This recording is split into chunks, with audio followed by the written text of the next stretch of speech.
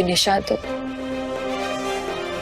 मालूम तो कि पना कहाँ मिले। आप शायद भूल गई है, मेरा उधार देना है आपको। मुझे पता है, आप सिर्फ मुझे परेशान करने के लिए कॉल कर रहे हैं ना?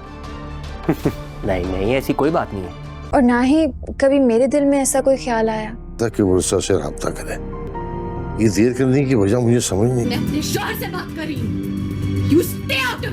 चालबाज ड्रामे में अब आप लोग देखने जा रहे हैं कि अब असद जो कि बहुत ही ज़्यादा परेशान होगा, क्योंकि अब वो देख रहा है कि घर की सूरत हाल किस कदर बिगड़ रही है और वो ऐज़ा को भी समझाने की कोशिश करेगा कि वो घर के मामलात में ज़्यादा सख्ती से काम ना ले, क्योंकि वो देख रहा है कि अब ऐज़ा का बार बार अब अनाया को समझाना और दूसरी तरफ अब ईशल को इग्नोर करना, क्योंकि वो अनाया को तो समझा रही है लेकिन ईशल की अब खूबियों पर भी पर्दे डाल रही है, क्योंकि वो नहीं चाहती कि ईशल की खूबियाँ सबके सामने आएँ, क्योंकि या तो वो अपने नंबर बढ़ाना चाहती है या फिर अपनी बहन के अब ऐबों पर पर्दा डालना चाह रही है।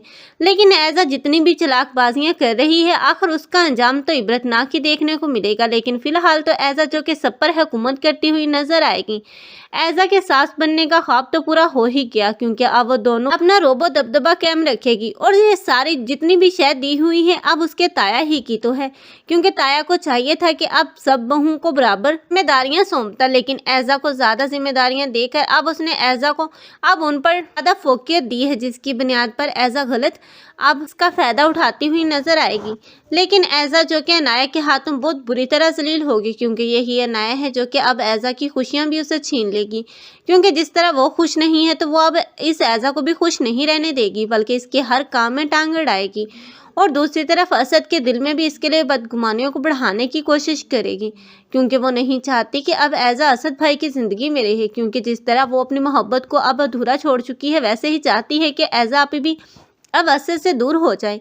लेकिन अब अनाया जो कुछ भी कर रही है सरासर गलत है। हालांकि ऐज़ा ने तो उसकी इज्जत बचाई और उसकी रूहान के साथ शादी करवाई, लेकिन ऐज़ा की गलती सिर्फ इतनी थी, उसे शियान को पहले समझाना चाहिए था, लेकिन शियान के साथ बदसलूकी जिसका अब वो बदला ले रहा है। एक तरफ तो वो अब इस अनाया को भी ब्लैकमेल करेगा और इस ऐज़ा को तकलीफ पहुंचाएगा। आप लोगों को ये ड्रामा कैसा लग रहा है और इस ड्रामे में किसकी एक्टिंग को लाइक कर रहे हैं, कमेंट सेक्शन में अपनी कीमती राय का इजहार लाजमी करें। मज़ीद ऐसे रिव्यूज़ के लिए हमारे चैनल को लाजमी सब्सक्राइब कर लें। अगर आप लोगों को हमारी वीडियो अच्छी लगी हो तो वीडियो को लाइक करना मत भूलिएगा। अल्लाह हाफिज़।